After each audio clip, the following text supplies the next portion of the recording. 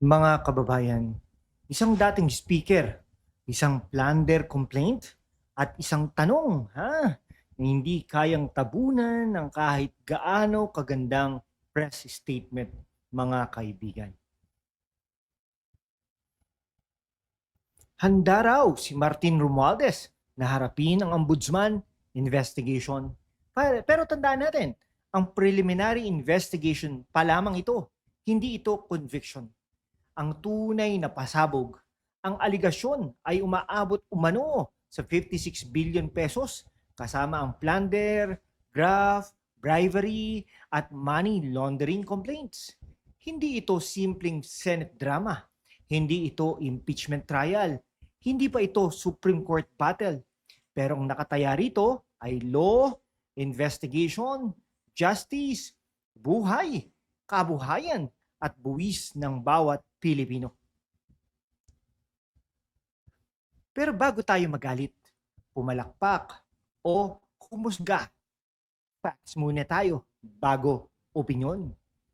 Inutusan ng Office of the Ombudsman si dating House Speaker Martin Romualdez na pinsang buo ni Pangulong Bongbong Marcos at kasalukuyang Leyte Representative Martin Romualdez kasama ang iba pang respondents na magsumiti ng kanilang counter affidavit.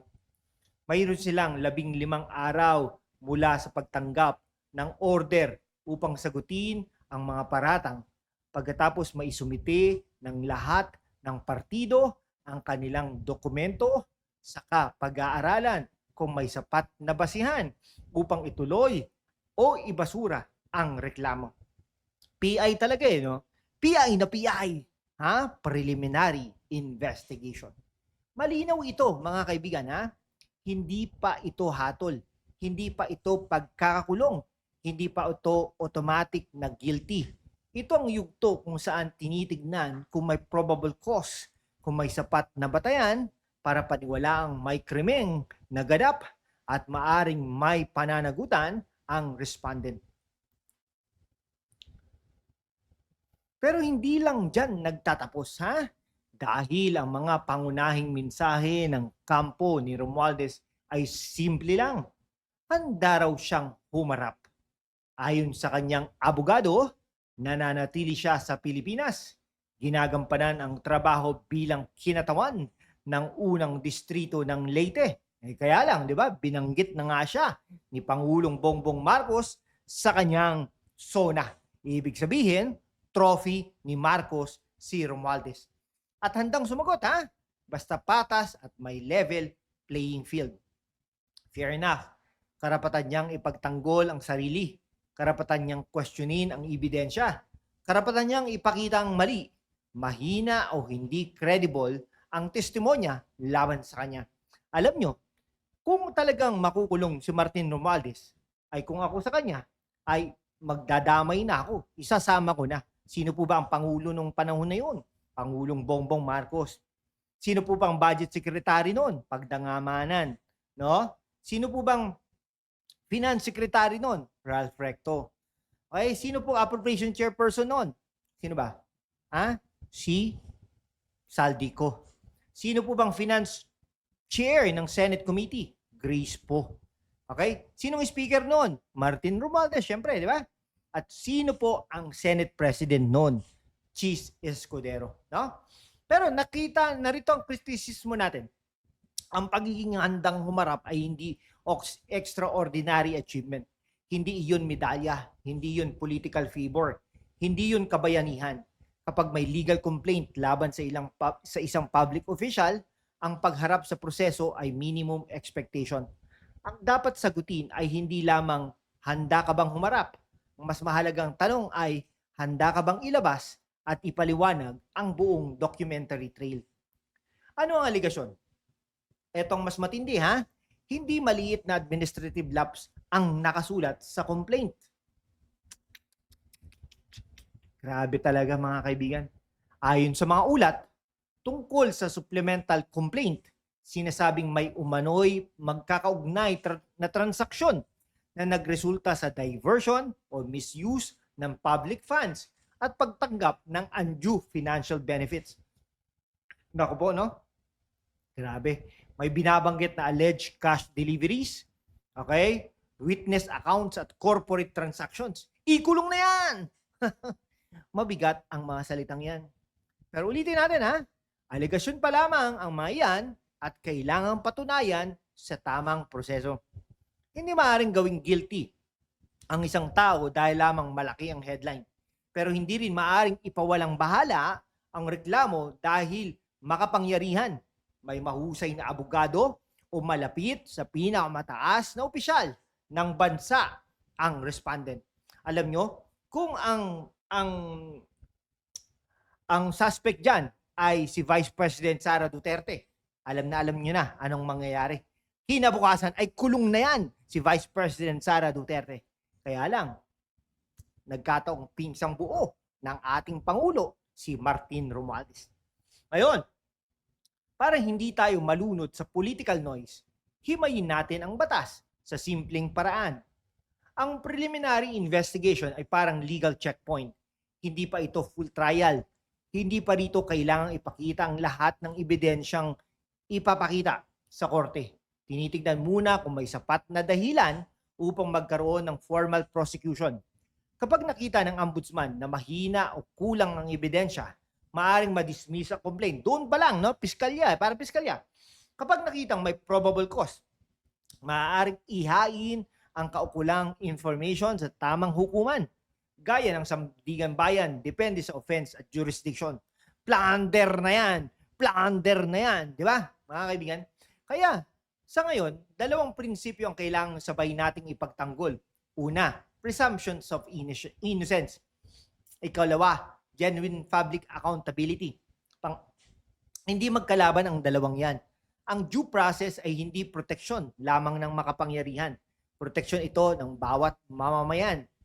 Pero ang due process ay hindi rin dapat gawing tabing para patagalin, palabuin, o ilibing ang mga tanong ng publiko. Tayo, mga tanong natin. Pero hindi lang legal terminology ang usapan. May political accountability din. Sinasabi ng kampo ni Romualdez na walang ebidensyang direktang nag-uugnay sa kanya. Sinasabi rin nilang hindi siya sangkot sa implementation ng mga proyekto at mga naging papel niya sa budget ay limitado. Iyan ang posisyong kailangan nilang patunayan gamit ang dokumento, hindi lamang press release. Dahil sa bawat malaking government project, may trail, may nagpanukala, may nagpasok sa budget, may nag-aproba, may nag-release ng pondo, may pumili ng kontraktor, lantek na yan. Kaya bakit kayo ganyan? Bakit mga legislator ang namimili ng mga kontraktor? Kontraktor. No? May nag-i-inspect, may nag-certify na tapos na, may nag-audit. At kung may perang umanong umiikot, may financial trail din. No? Kaya ang tanong ng publiko ay hindi dapat makulong. Sa personal bang hawak ni Romualdez ang construction equipment? Siyempre, hindi ganun kasimple. Ang tanong ay kung may mga dokumento o testimonial evidence na nag-uugnay sa anumang public official sa pagplaplano, pagpupondo, pakikipagtransaksyon o pagtanggap ng pakinabang. At iyan ang trabahong dapat gawin ng investigators. Follow the documents, follow the decisions, and follow the money. Alam nyo, may pangarap ito si Martin Romualdez na maging Pangulo ng Pilipinas. Wala na. Ay, nako. Kung nakikinig ka lang kay #WalkWithLand, matagal na po nating sinasabi, pag ikaw ay naging Speaker of the House, hindi ka magiging Pangulo ng Pilipinas. Kasi po, ang House of Representatives ay may perception ang mga tao na ito ay kurakot. Perception po to ng mga tao. Yun po ang katotohanan. Tignan nyo, Manny Villar. Sino pa? Sino pa yan? Joe De Venecia, no? Nako, marami po. Belmonte, no? Belmonte, hindi naman nag-try na tumakbo. Pero, pag diyan ka napunta, wala na. Hindi ka na makakaasa. Kahit nga si Villar ay nagpunta pa ng Senado, ay wala din. Di ba? Mitra. Mga kaibigan, di ba? Hindi ito chismis. Hindi edited TikTok. Hindi blind loyalty, mga kaibigan. Ito po ang katotohanan. Pero bakit may magsabi, Lan, Away lang naman ito ng mga politiko. Hindi, mga kababayan eh. Kapag ang flood control project ay substandard, delayed or ghost project, hindi abstract number ang nawawala. Ang kapalit niyan ay bahay na pinapasok ng baha, negosyong nagsasara, trabahador na hindi makapasok, estudyanteng hindi makapagklase, OFW na muling nagpapadala ng pera dahil nasira na naman ang bahay ng pamilya. Magsasakang nalubog ang mga pananim. Dyan sa Pampanga, Tarlac, Nueva Ecija, Central Luzon, Aurora, motoristang na-stranded dito sa Metro Manila at taxpayers na 2 beses nagbayad, una sa buwis, ikalawa sa personal na pagpapaayos ng pinsalang dapat sanay napigilan ng maayos na infrastructure. Kaya hindi ito simpleng Martin versus Ombudsman. Ito ay usapin ng public money versus private benefit, government promise versus actual delivery, political power versus public accountability. Ay nako, sandali muna mga ka-hashtag walk with land.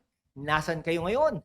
Manila, Cebu, Davao, Tarlac, Leyte, Middle East, Hong Kong, Taiwan, Japan, Europe, Canada, Australia, United States. Mabuhay kayo.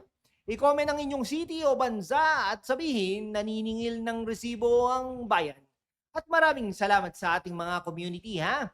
If you find this legal breakdowns helpful, feel free to support the channel via Super Thanks so we can keep bringing you the truth. Hindi obligation ang magbigay. Ang pinakamalaking tulong ay ang panunod hanggang dulo. Pag-like, pag-share at pakikilahok sa matinong diskusyon. We are on the road to 100,000 subscribers to show the strength of our community. Join us. Ngayon, balik tayo. Dahil ito ang 5 tanong na hindi dapat matabunan ng slogans. Una, hindi sapat ang sabihing pumirma lamang. Kailangan ipaliwanag kung anong dokumento ang dumaan sa kanyang opisina. Anong amendments ang nalaman niya at ano ang kanyang ginawa nang lumitaw ang irregularities. Ikalawa, may direktang documentary evidence ba? Kung wala, sabihin at ipakitang investigation kung bakit isinama siya. Kung mayroong dapat itong matukoy sa formal proceedings at masagot ng defense. Ikatlo, anong sagot sa alleged financial corporate transactions? Hindi sapat ang blanket denial. Kung may specific records na inilalahad pero hindi rin sapat ang allegation kung walang authentic documents at credible chain of evidence. Sinong nakinabang? Hindi lang kung sinong pumirma, sinong tumanggap, sinong naglipat, sinong nag-conceal, sinong nagbigay ng order. Okay, dapat bang bantayan ng ombudsman? Walang selective prosecution, walang scripted outcome, walang prosecution by press conference. Yan po ang hilig nila. Kung may evidence, ituloy. Kung kulang, huwag pilitin. Kung may kasalanan, panagutin. Kung inosente, linisin ang pangalan. Iyan po ang hustisya, not vengeance, not protection, and not political theater. Pero parang patas ang ating analysis, pakinggan din natin ang kabilang panig. Sinasabi ng kanyang mga abogado na nananatili si Romualdez sa bansa. Ginagampanan niya ang kanyang legislative duties. Handa siyang magsumite sa legal process. Wala raw credible evidence na direktang nag-uugnay sa kanya. May mga witness na kinu-question nila ang reliability. Mahalagang marinig yan. Hindi maaring maging judge, jury at executioner ang social media. At hindi porket gusto nilang labanan ang korupsyon ay tatanggapin na natin ang kahit anong testimonya ng walang authentication, corroboration o cross-examination. Pero ganito rin ang hamon ng depensa. Huwag lamang sabihin kasinungalingan ang lahat. Isa-isahin ang aligasyon. Anong dokumento ang mali? Anong petsa ang imposible? Anong account ang hindi konektado? Anong witness ang may inconsistency? Anong transaksyon ang may legitimate explanation? Iyan ang sagot na hinihingi ng matinong publiko. Ito ang basa. Itong mas matindi. Ang tunay na test ay hindi kung gaano karaming abogado, ang kaya mong kunin. Siyempre, mayaman, di ba? Ang test ay kung gaano kalinaw mong kayang sagutin ang bayan. Mr. Romualdez, may karapatan kayong ipagtanggol ang inyong pangalan. Pero bilang dating speaker at kasalukuyang mambabalas, mas mataas din ang inaasahang standard ng transparency. Hindi sapat ang wala akong kasalanan. Kailangan masundan niyo ng narito ang dokumento, narito ang timeline, narito ang explanation, narito kung sino ang may authority, narito kung bakit imposible ang allegations, at dapat kahit public funds ang usapan, hindi personal na reputasyon lamang ang nakataya. Tiwala ng mamamayan ang nakataya. At ang tiwala kapag nawala, hindi na ibabalik ng press release lamang. Narito ang hatol nilan. Ang pahayag na handa akong humarap ay magandang simula. Pero simula lamang hindi iyon sagot sa allegations. Hindi iyon substitute sa counter affidavit. Hindi iyon proof of innocence at hindi rin yon admission of guilt. Ang dapat nating hintayin o bantayan ay ang ebidensya, ang sagot ng bawat aligasyon at ang independent resolution ng ombudsman. Pero matagal pa po yan. Ang dapat nating hintayin at bantayan ay ebidensya, ang sagot sa bawat allegations at ang independent resolution ng ombudsman. Pero bilang mamamayan, may karapatan tayong maging critical. May karapatan tayong itanong kung paano posibleng magkaroon ng bilyong-bilyong anomalya sa ilalim ng mga institusyong pinamumunuan ng pinakamakapangyarihang opisyal ng bansa. May karapatan tayong humingi ng pangalan, dokumento, kontraktor, records, inspeksyon, reports, at money trail. Hindi tayo dapat maging tuta ng kahit anong political dynasty katulad ng Marcos at Romualdez. Hindi rin tayo dapat maging bulag na tagahanga ng prosekusyon. Facts first, analysis next, justice hanggang dulo, mga kaibigan. Okay Ngayon kayo naman ang hahatol. Hindi sa lahat guilt kundi sa antas ng public accountability na dapat nating hingiin. Sapat pa ba ang sabing handa akong humarap? O dapat bang kusang ilabas ni Martin Romualdez ang lahat ng dokumentong legal na maaari niyang ilabas upang sagutin ang 56 billion pesos allegation? Bakit? Pananatiling matapang pero may respeto ang diskusyon. If you find these legal breakdowns helpful, feel free to support the channel via Super Thanks so we can keep bringing you the truth. Subscribe to stay updated on the truth behind the latest headlines. We are on the road to 100,000 subscribers to show the strength of our community. Join us. Ako si Lan at ito ang #WalkWithLan. Hindi tayo nagpapadala sa ingay. Pinagtatrabahuan natin ang katotohanan.